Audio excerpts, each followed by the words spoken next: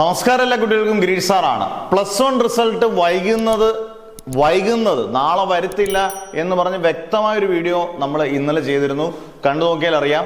കാരണം അതുപോലെ തന്നെ നാളെ എന്തായാലും +1 റിസൾട്ട് വരുത്തില്ല, അത് കൺഫേം ആണ്. പക്ഷേ അടുത്തൊരു ചോദ്യം, നാളെയോ എന്ന് ചോദിക്കുന്ന കുട്ടികളുണ്ട്. തൊട്ടടുത്ത ദിവസം വരുമോ സാറേ? 10-ാം തീയതി വരുത്തരുതെന്നല്ലേ സാറ് പറഞ്ഞുള്ളൂ. 11-ാം തീയതിയോ 12-ാം തീയതി വരുമോ? ഇതിന്റെ യഥാർത്ഥ പ്രശ്നം എന്താണ്? ഇതിന്റെ പ്രോസസ്സ് എല്ലാം കഴിഞ്ഞിട്ടിരിക്കുകയാണ്. എൻ്റെ വാല്യുവേഷനും ടാബുലേഷനും എല്ലാം കഴിഞ്ഞിട്ടിരിക്കുകയാണ് +1-ന്റെ. ഇനി നിങ്ങൾക്ക് റിസൾട്ട് പബ്ലിക് ആക്കിയാൽ മതി. പക്ഷേ അവിടെ ഒരു ചെറിയ പ്രശ്നം കിടക്കുന്നത്, ഗൾഫ് മേഖലയിൽ യുദ്ധമൊക്കെ നടക്കുന്നതുകൊണ്ട് അവിടെ സ്റ്റേറ്റ് ബോർഡിൽ പഠിക്കുന്ന കുറച്ച് വിദ്യാർത്ഥികളുടെ പരീക്ഷകൾ നടന്നിട്ടില്ല. അവിടെ പരീക്ഷകൾ നടന്നിട്ടേ ഇല്ല +1-ന്റെ.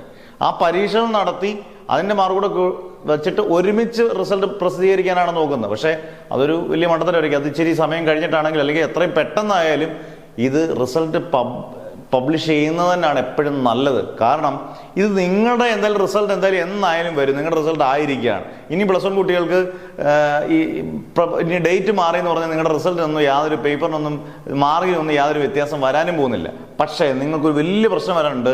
ജൂലൈയിലെങ്ങാണോ റിസൾട്ട് വരുന്നതെങ്കിൽ പ്രശ്നം, ഈ വട്ടത്തെ ഇംപ്രൂവ്മെന്റ് എന്ന് പറയുന്നത്, +1 ഇംപ്രൂവ്മെന്റ് എന്ന് പറയുന്നത് ഒക്ടോബറിലാണ്.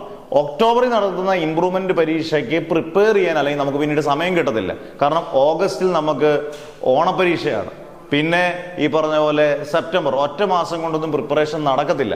അതുകൊണ്ട് ജൂണിൽ ഒരു 3-ാമത്തെ ആഴ്ചയെങ്കിൽ റിസൾട്ട് വന്നാൽ, 2-ാമത്തെ 3-ാമത്തെ ആഴ്ചയെങ്കിൽ റിസൾട്ട് വന്നാൽ ഈ പറഞ്ഞ പോലെ നിങ്ങൾക്ക് നല്ലപോലെ സാവകാശം കിട്ടും പഠിക്കാൻ. ഗംഭീര മാർക്ക് നിങ്ങൾക്ക് +1 ഇംപ്രൂവ്മെന്റിന് മേടിച്ചെടുക്കാൻ സാധിക്കും. അതുകൊണ്ട് മാക്സിമം കുട്ടികൾ ഷെയർ ചെയ്യുക. മിനിസ്റ്റർക്കായും ഉള്ള റിസൾട്ട് എത്രയും പെട്ടെന്ന് പബ്ലിഷ് ചെയ്യാൻ. ഇത് കുട്ടികളുടെ നന്മയ്ക്ക് വേണ്ടിയാണ് ഒരു അധ്യാപന രീതി പറയുന്നത്. മാക്സിമം ഷെയർ ചെയ്യുക. Never ever give up.